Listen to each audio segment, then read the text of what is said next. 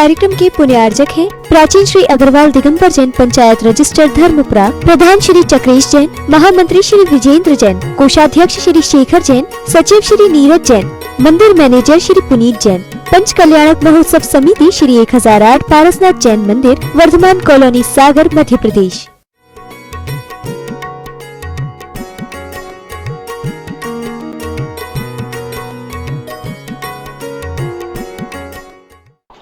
ये प्रसंग माटी की मृदुता का यहाँ उपमा दी गई कि माटी में इतनी मृदुता है कि मलखुमल की मृदुता भी उसके सामने फीकी पड़ गई है। उसकी मृदुता को देख करके और यहाँ तक कि कहा कि कोमल ऐसी कोपलों भी उसके सामने, उसका मित्र मांसल माटी के सामने बहुत फीका सा लग रहा है, लज्जा के घूंघट में जैसे छुप करके जा रही हो। ऐसी माटी की उस मृदुता का वर्णन करते हुए माटी का एक बहुत अच्छा श्रृंगार या एक और रसमय वर्णन करते हुए इसका कथन किया गया। मुदिता माटी मृदुता मौन घूंघट में मुख लेती है, ऐसा कहा गया। अब थोड़ा सा एक नया प्रसंग सामने आ रहा है मुख माटी में। आज उसको अपन समझते। Page number 129। पूरा चलकर विश्राम करो, कभी भी अधूरा चल करके विश्राम मत करो। पूरा चलकर विश्राम करो। इस पंक्ति ने शिल्पी के चेतन को सचेत किया। शिल्पी के चेतन ने सचेत किया और मन को मथ डाला। अभी तक जो मन में तो सोच रहा था क्या होगा कैसा होगा, तो उस मन को मथ डाला। पूरी स्फूर्ति आई तन में, पूरी स्फूर्ति आई तन में, जो शिथिल श्लाथ हो आया था। शिथिल यानी थका। श्लाथ का अर्थ होता है जैसे जब थक करके आती ना, पसीना से युक्त है, लथपथ, जैसे धूल लग गई है, ऐसे उसको श्लाथ कहा जाता है। पसीने से युक्त है, बहुत श्रम करने के बाद जैसी थकान आती है उसको श्लाथ कहते हैं। ऐसा शिथिल है, थका आ रहा है, श्लित है, पसीने से भरा पड़ा हुआ है, ऐसा हो आया था। रोदन क्रिया और गति पकड़ती है, लेकिन फिर भी रुकना नहीं है। शरीर थक रहा है, थकना दो, पसीना आ रहा है, आना दो, लेकिन रुकना नहीं है। उसकी जो माटी की रोदने की जो क्रिया चल रही है, माटी फूल करके मैं तो इतनी हो गई, फिर भी उसको मिलाया जा रहा है, रोदन किया जा रहा है। रोदन की क्रिया गति पकड़ती है। माटी की गहराई में, उस माटी की उसकी गहराई में डूबते हैं शिल्पी के पद आ जानू। जानू का अर्थ होता है ये टांग जो होती ना, तक, नीचे से लेकर के पांव से लेकर के घुटनों तक, उसको कहते आजानू। इतनी है माटी का ढेर जो लगा है, जब वो रौंद रहा है तो उसके पैरों से लेकर के घुटने तक, तो उसको आजानू पद आजानू। वहां से डूबते हैं शिल्पी के पद आजानू। पुरुष की पुष्ट पुर्णियों से लिपटती हुई प्रकृति माटी। जब वो उसमें टोन रहा है तो वो माटी उसकी पटरी यानी शिल्पी की पटरी में ऐसी लिपट रही है। देखो कल्पना की है, बहुत सुंदर कल्पना की है आचार्य ने। क्या लिखा है? ऐसा लग रहा है वो लिपटी हुई प्रकृति माटी सुगंध की प्यासी बनी, ऐसी जैसे सुगंध की प्यासी है। अच्छी सुगंध कौन सी? तरु चंदन लिपटी नांगन सी। कल्पना की है। तरु, कौन से तरु? जैसे चंदन के पेड़ पर सुगंध की प्यासी वो नागिन निपटी है, ऐसे बड़े बड़े चंदन तरु में जब भी सर्प कुंडली मारकर लिपट करके जैसे लिपट जाते हैं, ऐसी कल्पना की है। वैसी लग रही है वो माटी उनके पैरों में, शिल्पी के पैरों में ऐसी लिपटी है, ऐसी लिपटी है जैसे सुगंध की प्यासी, अच्छी सुगंध की प्यास रखने वाली, चंदन की सुगंध की प्यास रखने वाली वह नागिन जाकर के जैसे चंदन के पेड़ पर लिपट जाती है। ऐसा कल्पना कवि की देखो कहां से कहां उदाहरण से उदाहरण की ओर जाती है। सुगंध की प्यासी लिपटी माटी, ऐसी तरु चंदन लिपटी नागिन सी सा, इसलिए नागिन शब्द दिया है ना। अभी तक तो ये कहते हैं क्योंकि माटी जो है स्त्रीलिंग में है, तो कोई कहते महाराज नाग क्यों नहीं कहा। अभी तक तो ये कि चंदन लिपटे नागिन का, नाग को यहाँ नागिन शब्द दिया है, तो बोले कि आचार्य ने तो यहाँ नागिन लिखा क्योंकि माटी की बात है, तो उसका समावेश माटी की तुलना उस नागिन की तरह करना है। यहाँ तो नागिन को यहाँ पे नाग और नागिन तो दोनों लिपटते हैं, नागिन भी लिपटती है तो नाग भी चंदन में लिपटता, तो दोनों है। लिपटने की इस क्रिया से महासत्ता माटी की बाहु से फूट रहा है वीर रस। अब आ रहा है रसों का वर्णन। किसकी? माटी की महासत्ता की बाहु से, यहां तुलना की है, माटी की बाहु यानी दोनों भुजाओं से फूट रहा है वीर रस। पूछ रहा है शिल्पी से वह, क्या पूछ रहा है देखिए आप। पूछ रहा है शिल्पी से वह कि क्यों स्मरण किया गया है। जैसे अपन कहते हैं ना, कोई किसी को बुलाओ तुम्हें, तो उसको बुलाया जाता है, तो क्यों बुलाया गया है, हाजिर हूं, ऐसा। तो महासत्ता की माटी की बाहु से फूट रहा है वीरस और पूछ रहा है शिल्पी से वह कि क्यों स्मरण किया गया है, इसे क्यों बाहर बुलाया गया है, इसे क्यों बाहर बुलाया गया है। वीरों से स्तुत है यह वीर रस प्रस्तुत है, सदियों से वीर प्रदान किया है युगों को इसने।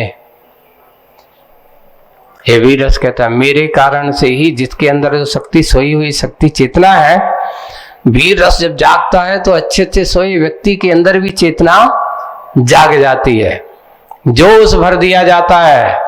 जब जोश भर दिया जाता है तो वह जोश में बड़े बड़े हारे हुए भी सैनिक हो, चाहे कोई पथिक हो, उनके अंदर भी वह चेतना जागृत हो जाती है, और जागृत हो जाती है तो वह आगे बढ़ता चला जाता है। वही बात यहाँ कि क्या बात है, क्यों बुलाया है। तो अब आगे लो पी लो प्याला भर भर कर, विजय की कामना पूर्ण हुई तुम्हारी। लो पी लो प्याला भर भर कर, विजय की कामना पूर्ण हुई तुम्हारी। युगवीर बनो महावीर बनो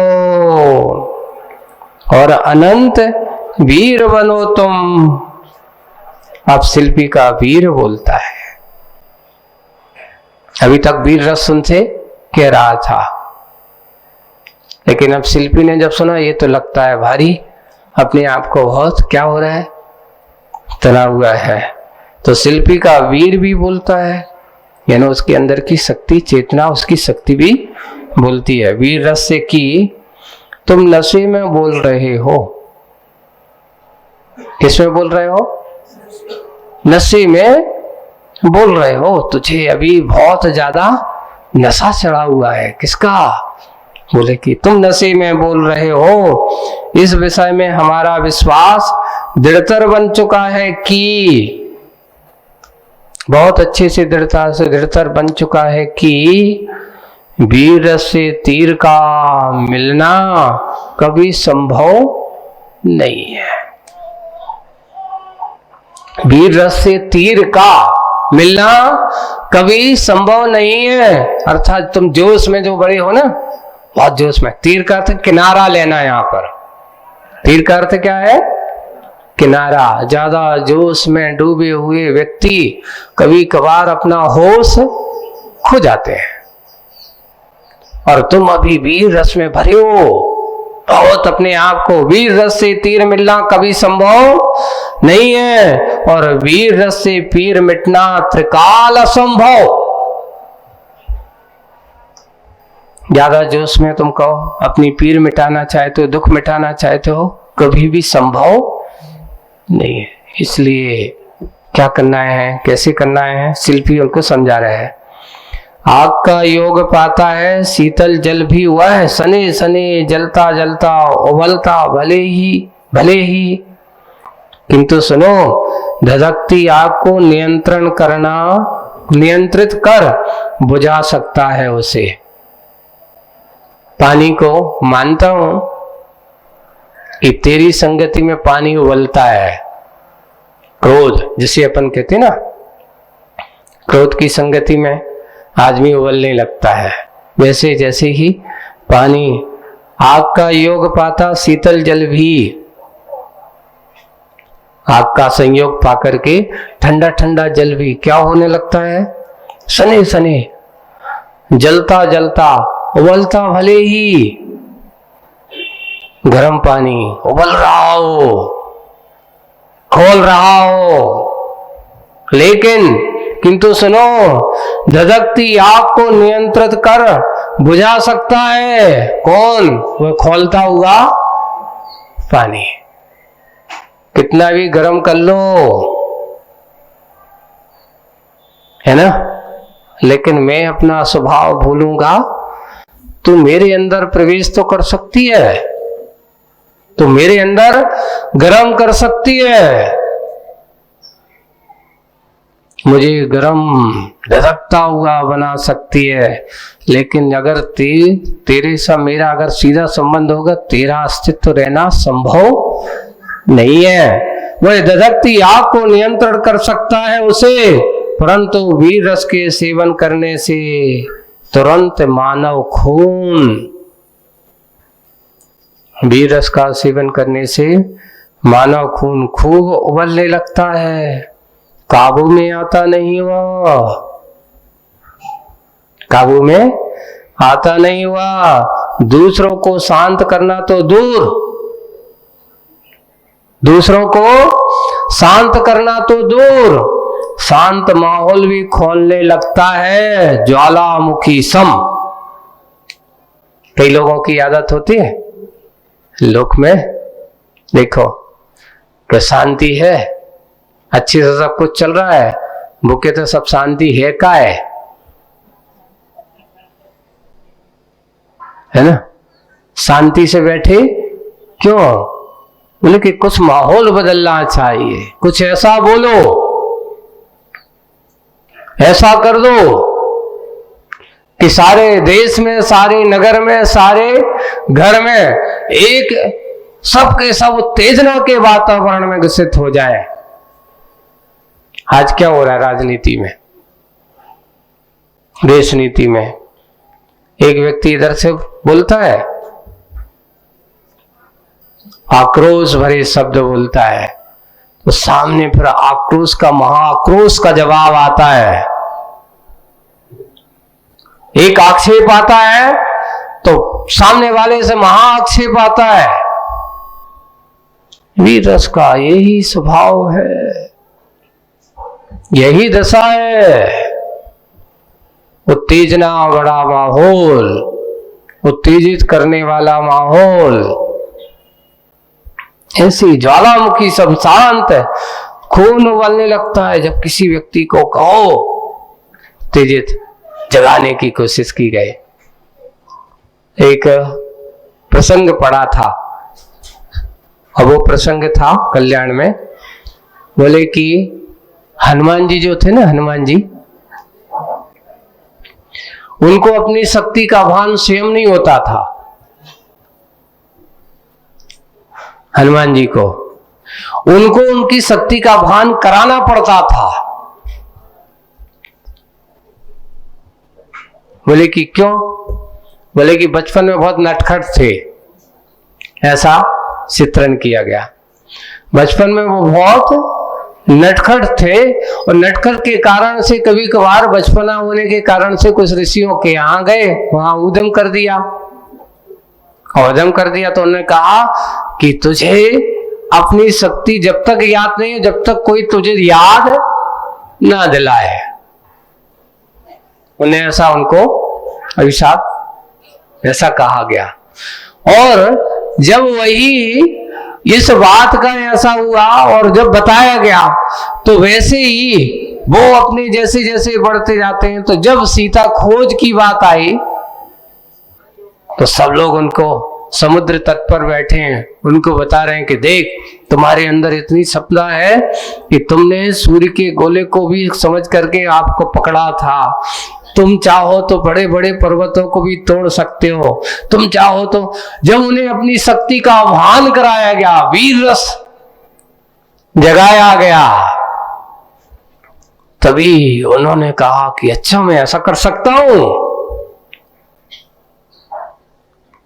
और उन्हें तुरंत अपना रूप का विक्रिया रूप बनाते हैं और जाकर के फिर समुद्र को पार करती है। अर्थात सोई हुई चेतना को किसी के वीर रस से जब जगा दिया जाता है। एक योद्धा है, सैनिक है, एक और है, सैनिक को कभी भी शांति से बैठाया नहीं जाता।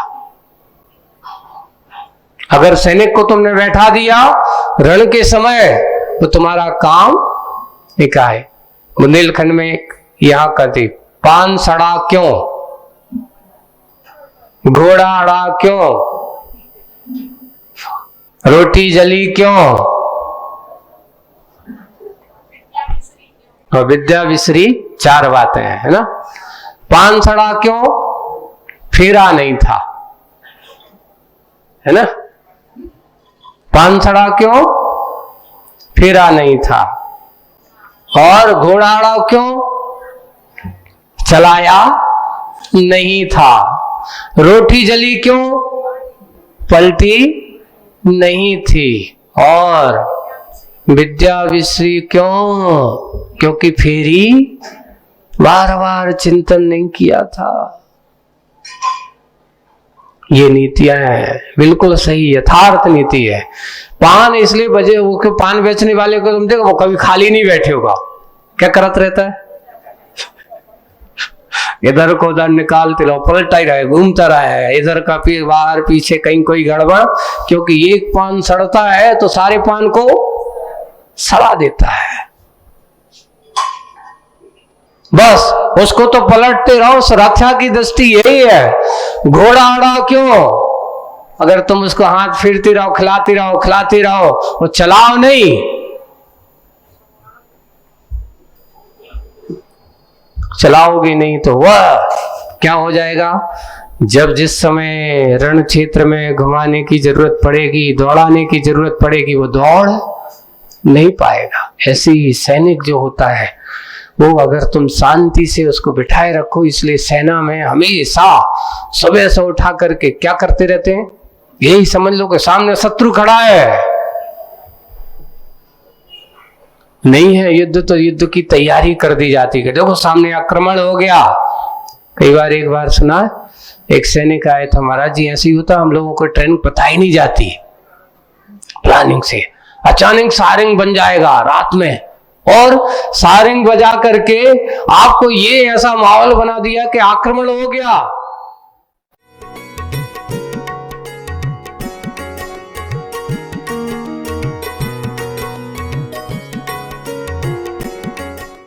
इस कार्यक्रम की पुण्यार्चक थे प्राचीन श्री अग्रवाल दिगंबर जैन पंचायत रजिस्टर धर्मपुरा, प्रधान श्री चक्रेश जैन, महामंत्री श्री विजेंद्र जैन, कोषाध्यक्ष श्री शेखर जैन, सचिव श्री नीरज जैन, मंदिर मैनेजर श्री पुनीत जैन, पंच कल्याणक महोत्सव समिति श्री 1008 पारसनाथ जैन मंदिर, वर्धमान कॉलोनी सागर।